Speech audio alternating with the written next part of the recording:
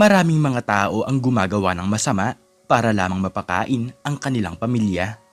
Nang dahil sa kahirapan ay napipilitan silang magnakaw o gumawa ng isang masamang bagay. Ikaw, ano ang naiisip mong solusyon upang matigil ang ganitong mga pangyayari? Kung ganon, ay tunghayan mo ang istoryang ito na tiyak ay kapupulutan mo ng aral. Hindi man mayaman ngunit nagtatrabaho ng marangal ang matandang lalaki na si Mang Ernesto. Lahat na lamang ng bagay ay handang gawin ng matanda para sa kanyang nag-iisang apo. Sa edad na 60 taong gulang ay namamasada pa rin siya bilang isang tricycle driver. Ernesto naman, sa susunod ay huwag ka nang magpapaabot ng hating gabi. Alam mo naman na napakadelikado sa kalsada. Nag-aalalang sabi ng asawa nito na si Aling Gracia. Gracia, alam mo naman na nangako ako na gagawin ko ang lahat para kay Rosana. Siya na lang ang tanging nagpapasaya sa ating dalawa, sagot ni Mang Ernesto. Nabuntis kasi ng maaga ang kanilang anak na dalaga at nang makahanap ito ng bagong lalaking iibigin ay iniwan na lamang sa kanila ang bata. Sa ngayon ay nag-aaral na ito sa elementarya kaya todo kayod talaga ang mag-asawa. Kahit na kailan ay hindi naisip ni Mang Ernesto na gumawa ng masamang bagay at handa siyang magtiis ng hirap maitaguyod lamang ang kanyang pamilya. Mang Ernesto, 10 piso lang po ang pera ko. Pwede po ba akong sumakay sa inyo? Tanong ng isang babae. Oo naman, saan ka ba pupunta iha? Naiintindihan ko naman ang sitwasyon ng buhay dahil sa panahon ngayon ay ang hirap talagang kumita ng pera. Nakangiting sagot ni Mang Ernesto. Kilala kasi ng matandang lalaki ang babaeng ito. Isa itong janitress na kung saan ay nagtatrabaho din ng marangal upang buhayin ang kanyang 4 na anak. Maya-maya lamang ay naihatid na ito ni Mang Ernesto sa paaralan na pupuntahan ng babae. Sobra-sobra talaga ang pasasalamat ito sa matanda dahil ang totoo niyan ay malapit na talaga siyang mahuli sa kanyang pagpasok. Hayaan niyo po sa susunod ay babayaran ko po ang kulang. Naglalakad lang po kasi talaga ako pero tinanghali po ako ng gising.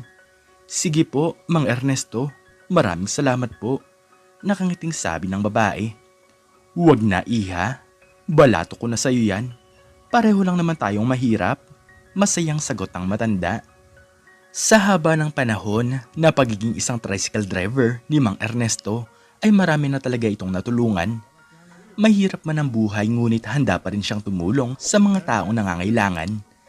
Hindi na masyadong importante sa kanya ang pera dahil ang iniipon niya sa ngayon ay ang paggawa ng maganda. Maya-maya lamang ay maagang umuwi si Mang Ernesto dahil sumasakit na ang kanyang sikmura. Gutom na ito ngunit nagtitipid ito ng pera. Sa bahay na lamang ito kumakain nang sa ganon ay makatipid siya at magawa niyang maipagpatuloy ang pagpapaaral kay Rosana. Lolo, pasensya na po pero kailangan ko po ng 200 piso. May mga bayarin po kasi ako na kailangan kong bayaran. Nahihiyang sabi ng batang si Rosana. Agad binilang ng matanda ang kanyang kinita. Wala pa itong 200 piso, kaya humingi muna ito ng tulong kay Aling Gracia. Sige apo, bukas na bukas ay bibigyan ka namin ng pera ng lola mo. Nakangiting sagot ni Mang Ernesto. Maya-maya lamang ay nakatulog na si Rosana, kaya nagkaroon ng pagkakataon si Mang Ernesto na kausapin ng kanyang asawa. Gracia, may 20 pesos ka ba dyan? Pasensya ka na kasi hindi umabot ang kinita ko ngayong araw sa hinihinging pera ni Rosana. Malungkot na tanong ni Mang Ernesto. Oo naman, kumita naman ako ngayong araw ng 300 piso. May pambili pa tayo ng pagkain bukas. Positibong sagot ni Aling Gracia. Ngunit kinabukasan habang nasa eskwelahan si Rosana ay biglang lumapit sa mag-asawa ang isa nilang kapitbahay. Nang hihingi ito ng tulong kahit pambili lamang ng 1 kilo ng bigas. Mang Ernesto, Aling Gracia, alam ko naman po na pareho lang po tayong mahirap. Pero walang-wala na po kami sa ngayon. Pwede po bang makautang kami sa inyo ng kahit 50 pesos? Pagmamakaawa ni Nene. Sige iha, sa totoo lang ay hindi nakakasya sa amin ang aming pera, kaya bibigyan ka na lamang namin ng bigas. Sagot ni Mang Ernesto. Sobra-sobra ang pasalamat ni Nene sapagkat mapapakain na nito ang kanyang mga anak. Maraming salamat po talaga, Mang Ernesto. Salamat sa Diyos at may kalapitbahay kami na katulad nyo. Diyos na po ang bahalang magbalik sa inyo ng kapalit. Umiiyak na sagot ni Nene. Masarap talaga sa pakiramdam ng mag-asawa sa tuwing nakakatulong sila. Ibang saya ang kanilang nararamdaman kapag nakakapagbigay sila ng pag-asa sa kanilang kapwa. Magulo sa lugar ni Mang Ernesto. Karamihan dito ay mga magnanakaw na kung saan ay gumagawa ng masama para lamang mapakain ng kanilang pamilya. Ngunit kahit na ganon ay ginagalang siya ng mga taong manloloko nang dahil sa kabutihan ng kanyang puso. Isang gabi habang namamasada si Mang Ernesto ay napansin niya ang isang batang lalaki na umiiyak sa tabi ng kalsada. Sobrang lakas ng ulan sa mga panahong iyon at talagang nakaramdam siya ng pagkaawa sa bata. Nakasuot ito ng uniforme kaya naisip niya na galing ito sa eskwelahan. Iho, bakit ka umiiyak? May problema ka ba? Tanong ng matandang lalaki. Hindi po kasi ako sinundo ng papa ko. Kanina pa po ako naghihintay dito at nagugutom na po ako. Umiiyak na sagot ng bata. Saan ka ba nakatira? Tara na at sumakay ka na sa akin. Ihahatid na kita sa inyong bahay. Nakangiting paanyaya ni Mang Ernesto. Bago ito ihatid ng matanda ay bumili muna ito ng tinapay. Pinakain niya ang batang lalaki dahil talagang namimilipit na ito sa gutom. Iho, kumain ka muna. Huwag kang mag-alala dahil malapit na tayong makauwi sa inyo. Nakangiting sabi ni Mang Ernesto. Lumipas ang ilang minuto ay naihatid na ito ng matanda. Tumigil na sa pag-iiyak ng bata sapagkat nakauwi na ito sa kanilang bahay. Maraming salamat po, Lolo. Kung hindi ko kayo nakita, ay baka nandoon pa rin po ako. Ingat po kayo sa pamamasada, Lolo. Magalang na sabi ng bata. Nang dahil doon ay nagpatuloy na lamang si Mang Ernesto sa kanyang pamamasada. Masayang-masaya ang matanda nang bigla niyang malaman ang isang masamang balita. Mang Ernesto, mabuti naman at nakita ko na po kayo. Kanina pa po kayong hinahanap ni Aling Gracia, sabi ng isang lalaki. Bakit naman parang nagmamadali ka? Ano ba ang nangyayari sa kanya? Tanong ng matanda. Ang apo niyo po kasi na si Rosana. Nasagasaan po siya ng sasakyan kanina. Pero naisugod na po siya sa ospital. Tinakbuhan po siya ng kotse na nakasagasa sa kanya. Nagmamadaling sagot ng lalaki. Halos maguho ang mundo ni Mang Ernesto. Agad itong pumunta sa ospital ngunit alam niya naman na wala siyang maipambabayad. Oh Diyos ko, tulungan niyo po ako. Hindi ko na po talaga alam kung ano pa po ang gagawin ko. Wala po kaming sapat na pera para maipagpatuloy ang pagpapagamot kay Rosana. Umiiyak na sabi ni Mang Ernesto. Lumipas lamang ang isang araw ay halos palabasin na sila ng mga doktor sa ospital. Isip ng isip ang matandang lalaki ng paraan upang maipagpatuloy ang pagpapagamot sa kanyang apo. Gracia, ikaw na muna ang magbantay kay Rosana. Didiskarte lamang ako ng pera. Seryosong sabi ni Mang Ernesto. Sa panahong ito ay wala na sa sariling katinoan ng matanda.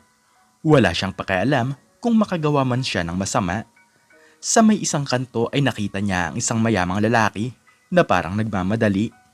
Agad siya nitong pinara at nalaman ng matanda na papasok na ito sa kanyang trabaho. Sir, 30 pesos lang po ang papunta sa inyong trabaho. Teka lang po, bakit hindi po kayo nakasasakyan? Mukha naman po kayong mayaman. Tanong ni Mang Ernesto. Wala lang akong oras. Sige na at pakibilisan ang pagmamaneho dahil mahuli na ako sa aking trabaho. Nagmamadaling sagot ng lalaki. Nang makapunta na sila sa kumpanyang pinagtatrabahuan ng lalaki, ay siningil na ito ni Mang Ernesto. Sige po, 800 piso po ang inyong babayaran. Malayo po pala ang inyong pupuntahan. Hindi ko naman po akalain na dito po pala kayo pupunta. Panloloko ng matandang lalaki. Ano? Saan ka naman nakakita ng 800 piso? Halos 1 oras ka lang nagmaneho tapos ganitong halaga na ang hinihingi mo sa akin? Galit na sagot ng lalaki. Nang dahil doon ay napilitang makipagtalo ang matanda. Handa talagang gumawa ng masama si Mang Ernesto para sa kanyang apo. Ang hindi alam ng matanda ay tumawag na pala ng pulis ang mayamang lalaki upang ipahuli siya sa kanyang ginagawang panloloko. Sige, sumama po kayo sa presinto. Hindi namin hahayaan ang ginagawa niyong panloloko, sabi ng isang pulis. Lumipas ang maghapon ay pumunta sa police station ang mayamang lalaki upang ipaliwanag kung ano ang nangyari. Kasama nito ang kanyang anak na sinundo niya galing sa eskwelahan. Lolo, bakit po makukulong kayo? Tanong ng batang lalaki. Takang-taka talaga ang mayamang lalaki dahil kilala ng kanyang anak ang matandang nanloko sa kanya. Papa, siya po yung sinasabi ko sa inyo na tumulong sa akin noong hindi niyo po ako nasundo sa eskwelahan. Ibinili niya rin po ako ng pagkain dahil gutom na po ako. Paliwanag ng bata. Agad nakaramdam ng konsensya ang lalaki dahil nalaman niya ang ginawa nitong maganda sa kanyang anak. Teka, at bakit niyo naman po ako niloko kung mabuting tao kayo? Nagtatakang tanong ng mayamang lalaki. Patawarin niyo po ako. Kailangan ko lang po talaga ng pera dahil nasa ospital po ang aking apo. Hindi ko po talaga kakayanin kung bawian siya ng buhay. Umiiyak na sagot ni Mang Ernesto. Para mapatunayan nila kung totoo ang sinasabi ng matanda ay sinamahan nila ito sa ospital. Nanlaki na lamang ang mga mata ng mayamang lalaki nang makita nito si Rosana. Kung ganon, ay ako pala ang may kasalanan kung bakit siya gumagawa ng masama. Dahil ako ang dahilan kung bakit nasa ospital ang bata, sabi ng mayamang lalaki sa kanyang sarili. Ang lalaki pala ang nakasagasa sa apo ni Mang Ernesto. Agad itong nakaramdam ng pagsisisi at binalot talaga ng konsensya ang buo nitong pagkatao. Mang Ernesto, ako nga po pala si Luis. Pasensya na po kayo. Huwag po kayong mag-alala dahil ako na po ang bahala sa pagpapagamot sa inyong apo. Higit sa lahat ay tutulungan ko po kayo sa inyong buhay, sabi ni Luis sa matanda. Nang dahil doon ay hindi na nakulong si Mang Ernesto at ilang linggo ang lumipas ay nakalabas na sa ospital si Rosana. Nang makauwi sila sa kanilang bahay ay binisita sila ni Luis upang aminin ang isang kasalanan. Pasensya na po talaga kayo pero may aaminin po ako sa inyo. Pangakong babawi po ako sa aking kasalanan. Tatanggapin ko po kung ipapakulong niyo po ako. Umiiyak na sabi ni Luis. Gulat na gulat si Mang Ernesto dahil ito pala ang lalaki na nakasagasa sa kanyang apo. Kaya pala ito sumakay ng tricycle dahil hindi nito magamit ang kanyang sasakyan. Hindi kita para ipakulong. Alam ko naman na natakot ka lang at hindi mo rin naman ginusto ang nangyari. Pareho lang tayong dalawa na nakagawa ng masama, sagot ni Mang Ernesto. Bilang kabayaran ay pinag-aral nito si Rosana at nangako si Luis na hanggang sa kolehiyo ay wala na silang babayaran. Hindi pa nakontento si Luis at nag-isip pa ito ng paraan. Binigyan nito ng trabaho ang mga magnanakaw sa lugar ni Mang Ernesto upang mabawasan ang krimen sa lugar na ito.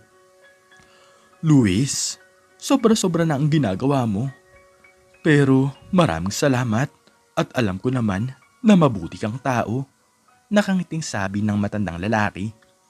Simula noon ay naging masaya sila sa kanilang buhay. Naging magkaibigan din si Rosana at ang batang lalaki na anak ng mayamang si Luis. Nalaman nila na ang lahat ng bagay ay mayroong dahilan. Tinuruan sila nito na huwag manghusga dahil lahat ng tao ay sadyang makasalanan. Hindi mo talaga masasabi kung bakit nakakagawa ng masama ang ibang tao. Ngunit hindi pa rin tama ang manlamang ka sa iyong kapwa. Matuto kang lumaban ng patas dahil sa langit ay iba ang batas. Tandaan mo na ang lahat ng nangyayari sa iyong buhay ay pagsubok lamang. Dito niya tayo sinusubok kung ano ba tayong klase ng tao sa mundong ibabaw.